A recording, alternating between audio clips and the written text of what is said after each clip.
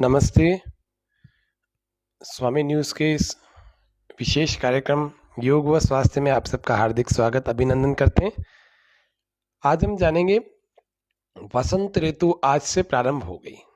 22-23 फरवरी से लेकर 22-23 अप्रैल तक चलने वाली ये 2 माह की ऋतु वसंत ऋतु कहलाती है। ये ऋतु बहुत सुहानी होती है। वसंत ऋतु सब ऋतुओं से सुहानी होती है। इसमें सब जगह प्रकृति की सुंदरता दिखाई देती है। देखो कैसे फूल दिख रहे हैं, कितने सुंदर सुंदर दृश्य दिख रहे हैं। रंग बिरंगे फूलों की सुंदरता और सुगंध से ऐसा लगता है मानो प्रकृति प्रसन्न मुद्रा में है।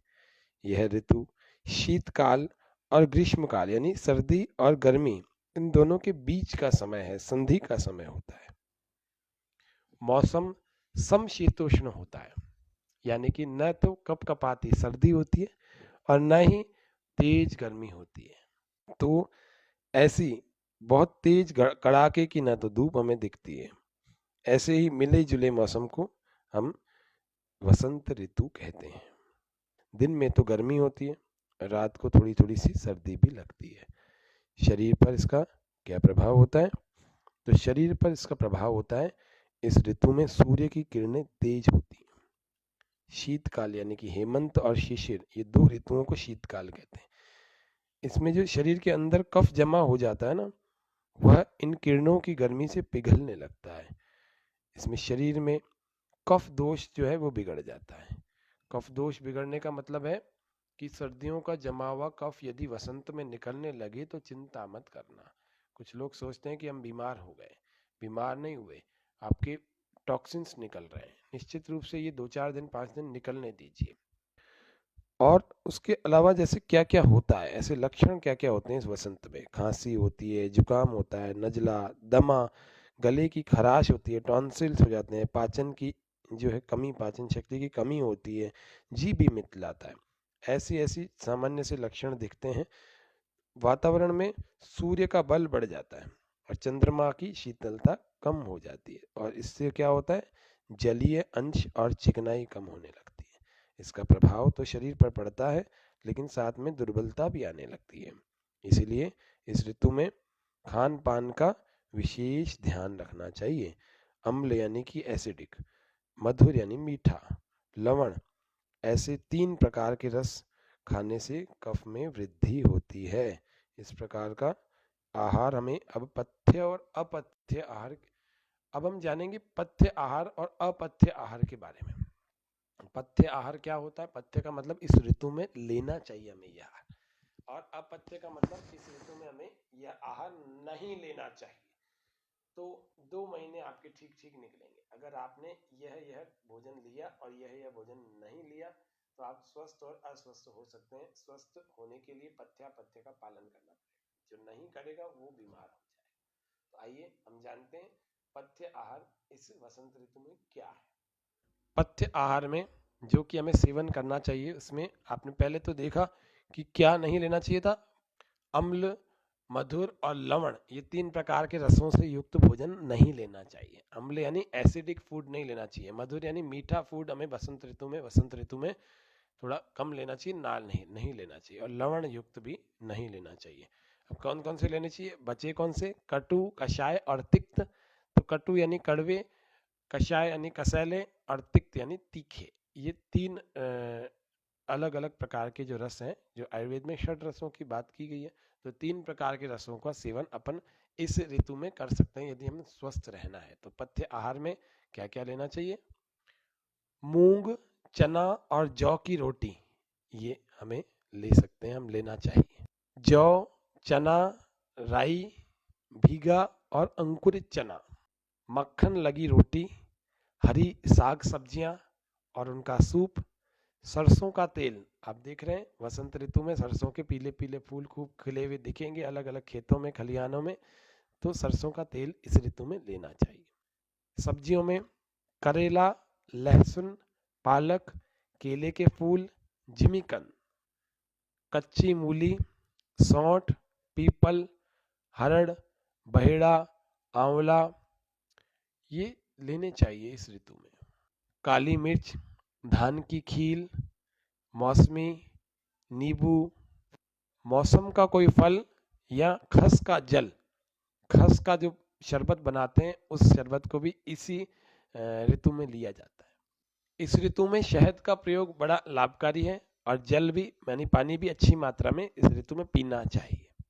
अदरक डाल करके पानी और शहद मिला करके पानी, या तो अदरक भी साथ में और शहद भी साथ में मिला करके आपको पानी पीना चाहिए अगर वसंत ऋतु में आपको स्वस्थ रहना है तो। वर्षा का जल यदि इकट्ठा किया हुआ हो, अभी आने वाली थोड़े दिन में वर्षा वापस आने वाली, अभी मौसम विभाग इसकी चेतावनी दे रहा है, राजस्थान में तो दे ही रहा है, तो वर्षा का जल यदि इकट्ठा किया हुआ है तो वो भी वसंत ऋतु में पीना चाहिए।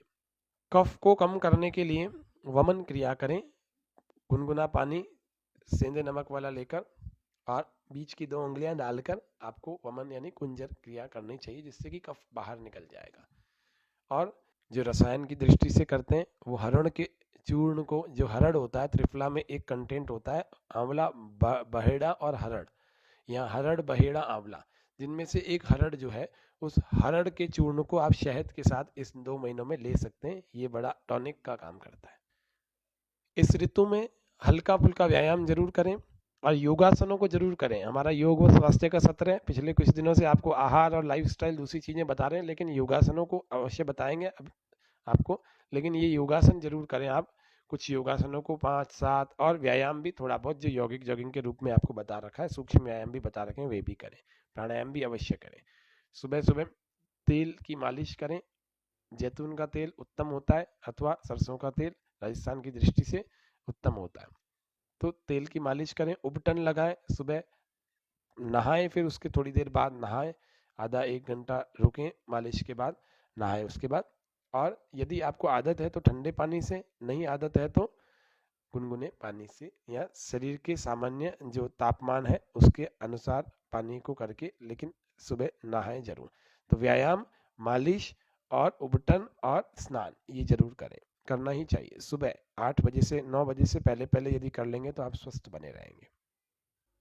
सूर्योदय से पहले घूमें जरूर, भ्रमण जरूर करें। वसंत ऋतु में सूर्योदय से पहले का भ्रमण बड़ा उपयोगी और बड़ा उत्तम होता है, स्वास्थ्य के लिए बड़ा हितकर होता है। आप बाहर नहीं जा सकते उद्यान आदि में, अपने छत पर भ्रमण करें।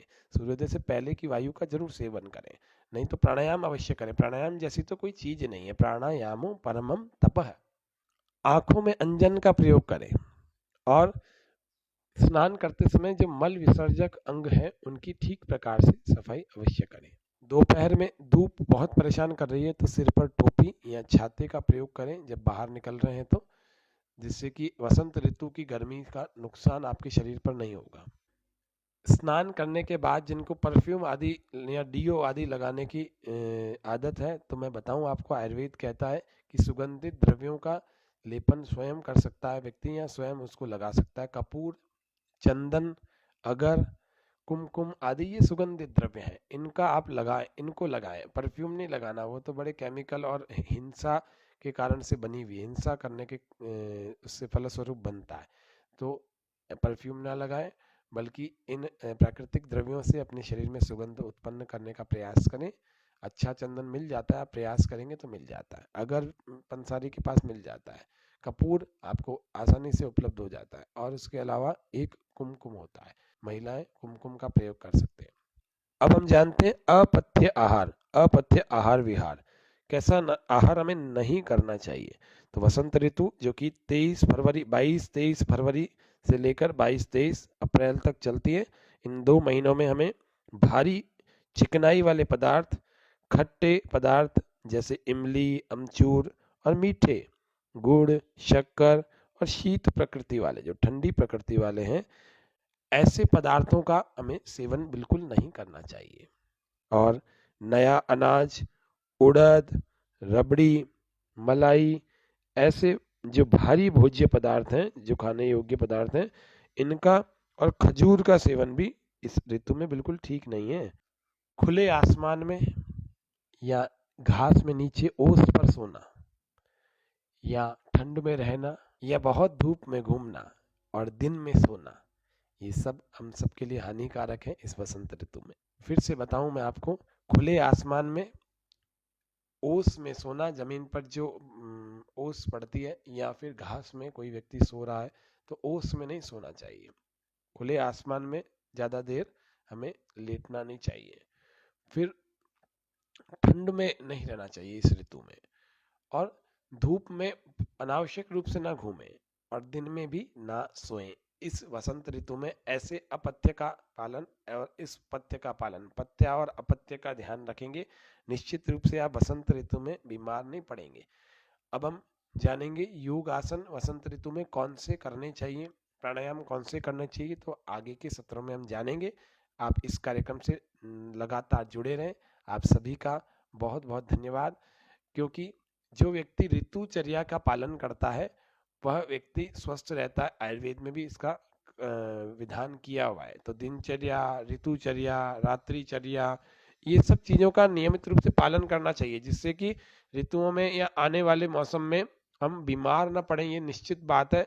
अगर आप इन बातों का ध्यान रखेंगे तो और दूसरे लोगों की अपेक्षा कम बीमार पड़ेंगे, और योगासन प्राणायाम करते हुए इन सब चीज़ों का पूरी तरह से पालन करेंगे तो आप बीमार ही नहीं पड़ेंगे। ये बात तय है, आप करके देख लीजिएगा। आज के कार्यक्रम को इतना ही रखते हैं। आप सबका बहुत धन्यवाद। ओम शांति शांति शांति, सर्वेभ्यो नमः। स्वामी न्यूज़ के इस मुहिम योग व स्वास्थ्य में आप सभी बने रहें। निश्चित रूप से आप सब अपने आरोग्य को, अपने स्वास्थ्य को उत्तम बना सकते हैं। जय हिंद, जय भारत।